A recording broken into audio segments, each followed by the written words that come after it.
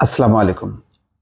মন্ত্রীদের কথা এবং কাজের সাথে যে অনেক সময় মিল পাওয়া যায় না, তার একটি প্রমাণ প্রকাশিত হলো প্রথম আলোর একটি খবরে। সেখানে বলা হচ্ছে, সফর বন্ধের ঘোষণা দিয়ে ৩.৫ মাসেই বিদেশ গেলেন প্রতিমন্ত্রী সহ ২৩ জন। এটি শুধু একবার না, ৩.৫ মাসের মধ্যে একাধিকবার গেছেন।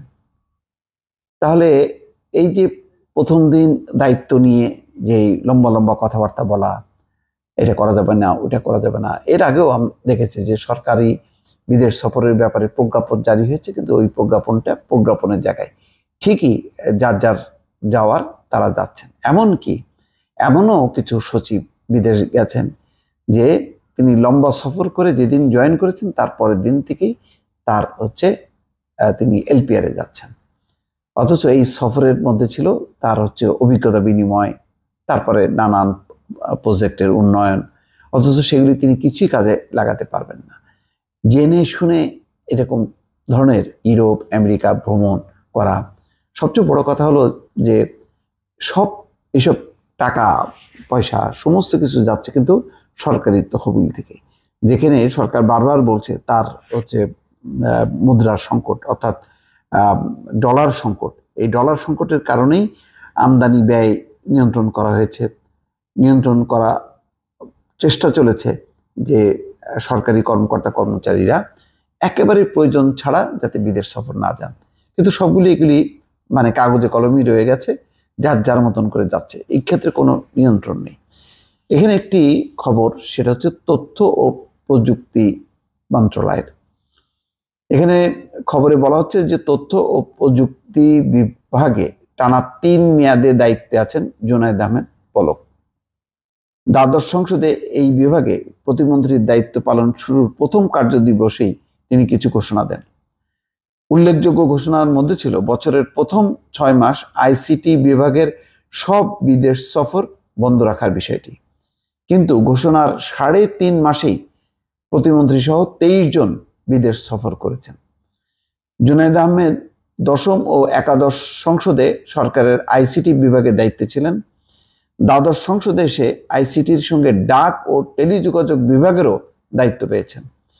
চলতি মেয়াদে সরকারের প্রথম কার্যদিবস ছিল গত ১৪ জানুয়ারি। আইসিটি বিভাগের কর্মকর্তা কর্মচারীদের সঙ্গে ওই দিন মত বিনিময় সভা করেন জুনায়েদ আহমেদ। সভায় তিনি কিছু নির্দেশনা দেন। সেদিন সভায় জুনায়েদ আহমেদ বলেছিলেন, প্রথম দিন থেকেই আমরা কিছু না কিছু পরিবর্তন আনতে চাই, যেখানে মূল হবে মিতব্যয়িতা। আমরা আমাদের সময়, মেধা ও অর্থের অপচয় রোধ করতে চাই। এই কারণে আমি সচিবকে অনুরোধ করব, আগামী ৩০শে জুন পর্যন্ত আইসিটি ডিভিশন থেকে কোনো কর্মকর্তা কর্মচারী বিদেশ সফরে যাবেন না। প্রতিমন্ত্রী আরও বলেছিলেন, আমাদের এক্সপোর্ট আর্নিং অর্থাৎ রপ্তানি আয় বাড়াতে হবে, রেমিটেন্স বাড়াতে হবে, আউটবন্ডিং যত রকম কারেন্সি বৈদেশিক মুদ্রা সাশ্রয় করতে হবে। এর মধ্যে প্রথম পদক্ষেপ যেটি আমার হাতে আছে, আমি আগামী ৬ মাস আমি বিদেশ যাব না। সেক্রেটারি অর্থাৎ সচিব সাহেবও যাবে না, আইসিটি ডিভিশনের কেউ যাবে না, কোনো ট্রেনিং না, কোনো শিক্ষা সফর না, কোনো কিছু না।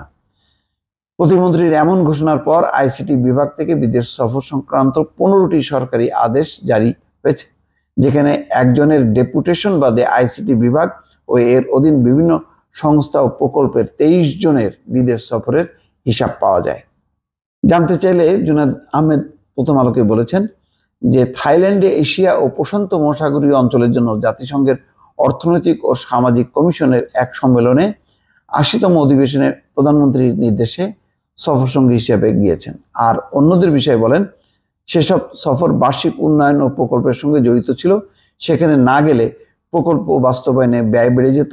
সেখানে যাওয়া হয়েছে, তবে বিদেশ সফর তিনি নিরুৎসাহিত করছেন। জুনায়েদ আহমেদের ওই সফর ছাড়াও গত ১৬ থেকে ১৮ এপ্রিল সিঙ্গাপুরে যান ওরাকল ক্লাউড ওয়ার্ল্ড ট্যুরে অংশ নিতে।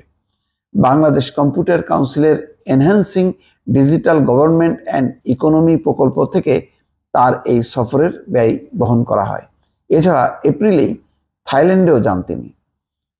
এদিকে প্রতিমন্ত্রী তার ঘোষণায় নিজে ছাড়াও সচিব বিদেশ সফর করবেন না বলে জানিয়েছেন, কিন্তু বিভাগের সচিব মোহাম্মদ শামসুল আরিফিন গত 4 থেকে 7 মার্চ যুক্তরাষ্ট্রে যান গ্লোবাল ডিজিটাল সামিট অ্যান্ড এক্সিবিউট accelerating digital connect innovate transform নামের আয়োজনে নামে একটা অনুষ্ঠান বা সেমিনারে তিনি অংশ নেন। সফরে তার সঙ্গে A2I এর পলিসি অ্যাডভাইজার আনির চৌধুরীও যান। সফরের ব্যয় বহন করে ওয়ার্ল্ড ব্যাংক গ্রুপ। হ্যাঁ, কিন্তু সফর তো হচ্ছে, এখান থেকে ওখান থেকে কে খরচ দিচ্ছে তা না, কিন্তু যেই ঘোষণা, যেই আওয়াজ, সেই আওয়াজ অনুযায়ী কাজ হয়নি। এই জন্য প্রথমে বলছিলাম যে মন্ত্রীরা অনেক কথা বলেন, কিন্তু আসলে কাজের কথার সাথে কাজের বাস্তব মিল নেই। দর্শক ভালো থাকবেন, আল্লাহ হাফেজ।